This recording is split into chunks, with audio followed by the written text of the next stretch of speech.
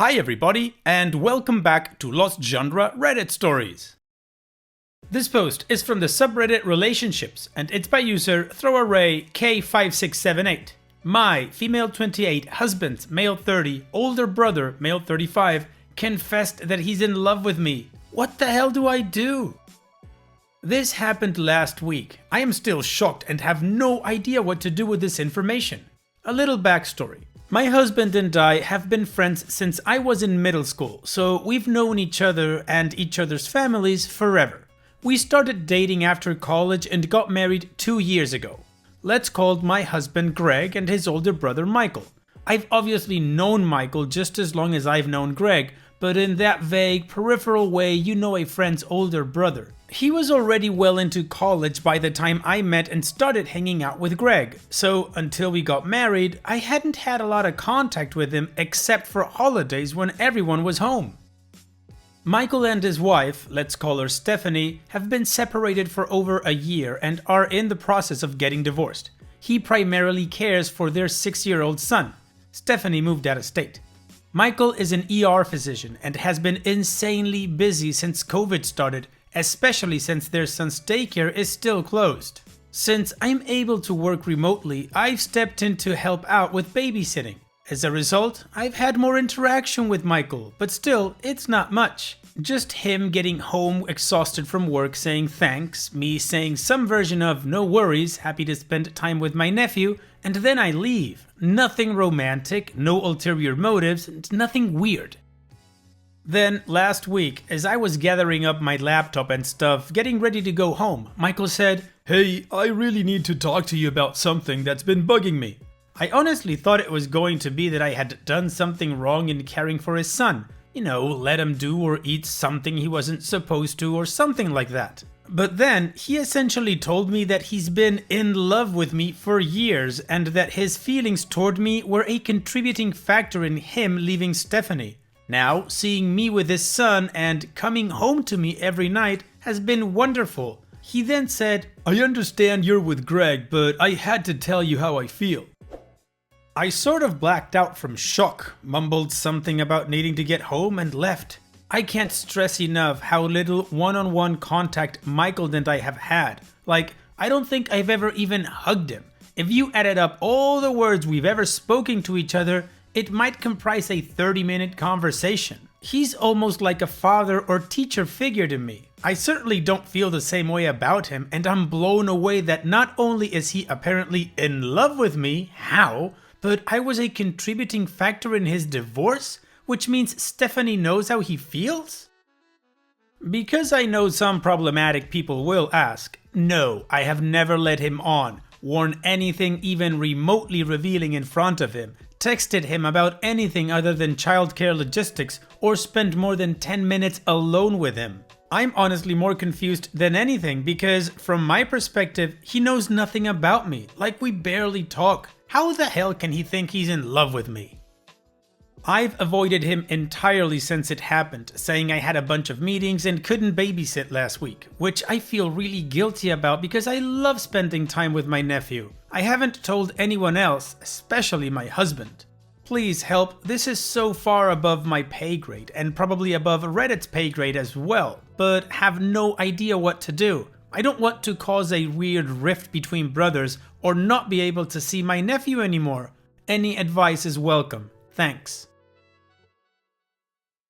Well, OP, it sounds to me like Michael has some sort of infatuation with you, and him saying that you're a contributing factor to his divorce maybe is to give it a bit more weight to when he says "I love you." And I say this because with the background information that you've given us, it does seem weird that he would think he's in love with you considering he doesn't know you at all. And as a side note, he could have said nothing and just dealt with it on his own. He didn't have to tell you how he feels. He didn't have to burden you with this. If I were you, I would go and tell your husband everything, because you're not the one causing a rift between brothers. He is, by approaching his brother's wife and telling her that he loves her. He might be going through some sort of grief process because his marriage ended, but that doesn't give him the right to throw a bomb into another marriage. And what do you guys think? What would you do if you were in OP's shoes? Let me know in the comment section, and now let's move on to the community comments to see what they had to say. Oomp's Native says, maybe Michael isn't in love with you. I'm not saying you're not a catch, but maybe he's in love with the idea of you. Do you know why his marriage ended? But perhaps he saw you and Greg together and was thinking about how you don't fight or how you look happy together, etc, etc, and saw those things missing in his marriage. It could be just more of a crush than an actual I've loved you since day one.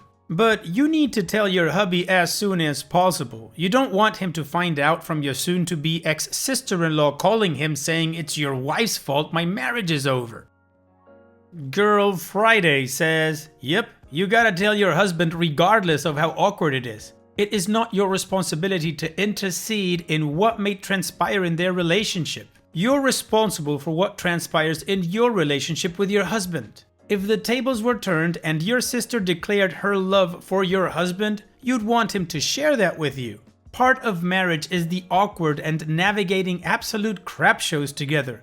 Your husband will also likely be shocked and in some disbelief, wishing you well and hoping whatever comes next works out okay. Please update us.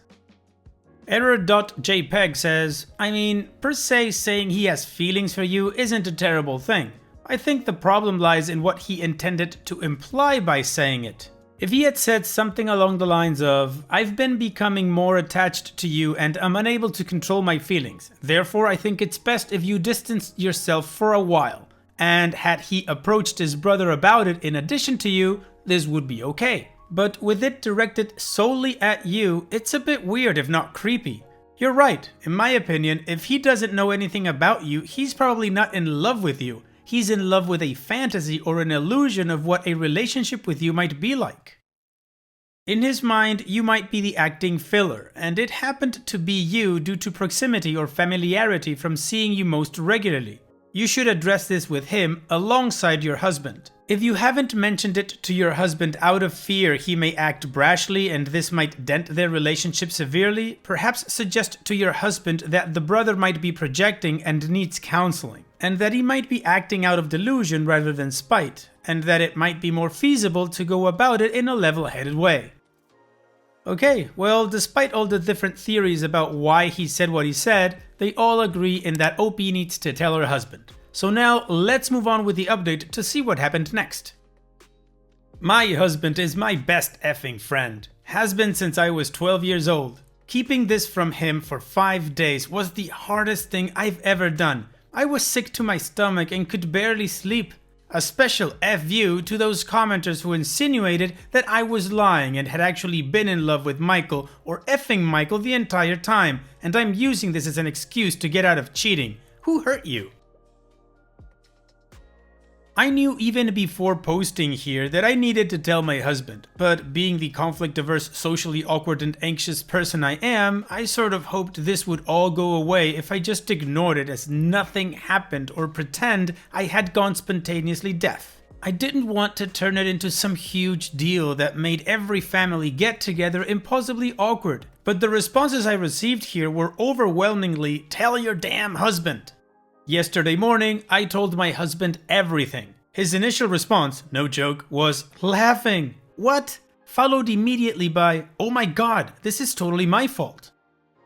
Incredulous, I asked him how this could possibly be his fault. He explained that when Michael and Stephanie were still married, whenever they would have issues in their relationship, Michael would confide in Greg, who in turn would offer his advice and support. Being a protective little brother upset about how Michael was being treated by his wife, Greg would apparently always use me as the good example in contrast to Stephanie's bad. She was always a bit of an a-hole, to be fair, insisting that Michael deserved better, deserved to have a relationship like we did, a wife who loved him as much as I loved Greg. I then pointed out the obvious, that this was neither his fault nor mine, and that Michael was definitely not in love with me, but the idea of me. First as the wife he wanted but did not have, then as the mother to his child. We agreed that the situation has been compounded by the unimaginable stress he's been under since COVID, and he probably saw me as the only stable and loving presence in his and his son's life. Because my husband is the kindest, most empathic, most amazing man on earth, and probably a better brother than Michael deserves, to be honest, he wasn't even angry. He was sad. He knew as well as I did that Michael was not actually in love with me. So we agreed we would talk to Michael together, suggest therapy, and continue supporting and caring for our godson. We also agreed that no matter what happened, we would not let that little boy be the collateral damage in this awkward, unnecessary mess, especially when his parents have divorced. His own mother has all but abandoned him, and a global pandemic has prevented him from seeing his kindergarten friends as often. He needs and deserves a stable, loving, normal environment in which to be a kid. Greg and I decided that we would watch our nephew together yesterday at our house. Greg texted Michael that he would be working from home and to drop the boy off on his way to the hospital. When Michael got off work and came to pick up his son, I was upstairs, leaving them to talk. After they had talked for about an hour and a half, Greg called me downstairs. Both of them had been crying.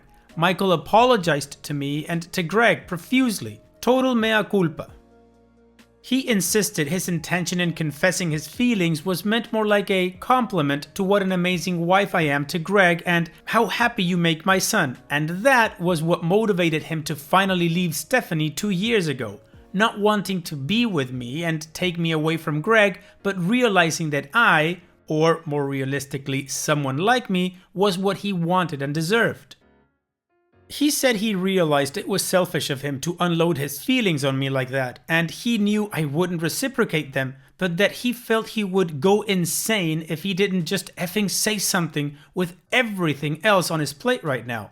He said he had been feeling this way for a couple of years and planned to just work through it alone and take it to his grave, but that it just sort of came out like word vomit, and he never in a zillion effing years would have acted on it. Michael also made a point to underscore the fact that these romantic feelings towards me are quite new, developing about 5 years ago, and was in no way predatory, since he's known me since I was 12 and he was 20. Michael agreed to seek therapy. Greg and I even offered to join him in the sessions if he thought it would be helpful. Greg and I will also still be helping him with his son. He works insane hours and is new to the whole single dad thing, and babysitting will be done at our house, not Michael's from now on. For those pointing out that Michael can't afford alternative childcare for his son, that's not the point. His son, our godson, needs a stable environment filled with family and routine since his life has been pretty much uprooted by the divorce, his mom leaving, and the pandemic. Until his school resumes in-person classes, we'll care for him as a family. Greg and Michael's sister and parents, while they know nothing of this mess, share in the responsibility as well, so it will not be totally on our hands. All in all, I don't think any of us could have hoped for a better outcome of this weird-ass situation. Happy to have everything out in the open so we can move forward. Thanks again for all your advice and kind words. I have the best husband, salt of the earth that one. Well, OP, I couldn't agree with you more. This was the best outcome for this whole situation, which once again just proves that communication is key. Congratulations, OP. All the best in the future for all of you, and thanks for sharing. Now, let's move on to the next post. This post is from the subreddit Malicious Compliance, and it's by user WritesForDough42. No one can fire my boss, so she does it herself. Years ago, I used to work at a state government agency where my boss was a political appointee. Her mom was a bigwig in our governor's party who wrangled a political appointment for her daughter, which meant she had some clout behind her. Let's call her Shannon. Shannon was not good at her job, at all. She was frequently out of the office for meetings, e.g. 2-hour lunches, coffee with friends, a bit of shopping. She was also a bully and a tyrant. She bullied her staff and would hold the threat of firing over everyone's head to get them to do what she wanted. She wasn't a micromanager because she was never around enough to actually micromanage anything, and she was widely disliked throughout the entire building. This was a large agency, so to have a building where almost everyone disliked you took a lot of work. The problem is that as a political appointee, she was untouchable. The people who had the power to fire her couldn't because of her family. Even the number 3 person in the agency couldn't do it, and he was a political appointee as well. But after a year of mystery meetings and time out of the office, her excuses were catching up to her. The agency director removed her from her job and put her in charge of special projects. Anyone who's worked in a corporate job knows that people get put on charge of special projects because they were largely incapable of doing their previous jobs. They didn't get fired, but they no longer had any power. This was Shannon's case. For a while, she seemed to get the message. She shaped up, didn't have any more mystery meetings, didn't disappear from the building for 2 hours, and treated people somewhat nicely. Of course, it didn't last, and Shannon returned to her old ways. Around that time, we got a new assistant director, we'll call her Trisha, who was also a political appointee. She was the number 2 person in the whole agency, and she was great to work for. She was very serious about her job. She had access to Shannon's electronic calendar and saw what Shannon had been up to. She then cross-checked the security logs to see when Shannon was in and out of the building. After her brief investigation, Trisha emailed Shannon with a list of dates and said, "Can you tell me more about these different meetings you were having and why do they take so long?" I'm paraphrasing. Well, Shannon wasn't having any of that. How dare Trisha call her character into question? This was an outrage. It was so outrageous, in fact, that Shannon wrote a resignation letter and slammed it down on Trisha's desk. That'll show her. After a few hours, Shannon had time to think about what she had done. She remembered that she had a 1-year-old at home. She also remembered that her husband was an unlikely truck driver who made $8 an hour. Edit, he was a local delivery driver for a construction firm, not a CDL driver. And she remembered that she was the primary breadwinner for her family. She went back hat in hand and apologized for her attitude. She said she was willing to try harder, and she asked Trisha if she could please possibly have the letter back. Pretty please? Trisha said, "Oh, I'm sorry, you're too late. I already processed the letter and sent it off to HR. I'm afraid I can't undo that." Do you remember in the movie The Incredibles when Mr. Incredible fought the giant ball with legs? The ball was so indestructible and powerful, the only thing that could beat it was itself? This was that moment. The previously untouchable political appointee had just been fired by the only political appointee who had that power, herself. And rather than protect her or do her a solid, Trisha would not undo her self-termination. She just let Shannon be her own undoing. When news of Shannon's self-firing raced through the building, you could hear the cries of, "What? Are you serious?" followed by howls of laughter as each new person heard the story. Shannon was out, and everyone who had to deal with her was much happier than they had ever been in that job. Oh, poor Shannon, she was her own kryptonite. Thanks for sharing, OP. And it's that time that we've reached the end of the video. I hope you enjoyed today's stories. I really did enjoy reading them to you. So if you did, then don't be shy and go ahead and give the video a like. And don't forget to subscribe or even share this video with people that you might think will enjoy my storytelling. Also, if you have the time, go down to the video description and check out all the links I have for you, from our Discord community to my channel merch. And finally, I'd like to say thank you for watching. It really means a lot to me that you enjoy my videos. And having said all that, I'll see you guys in the next video.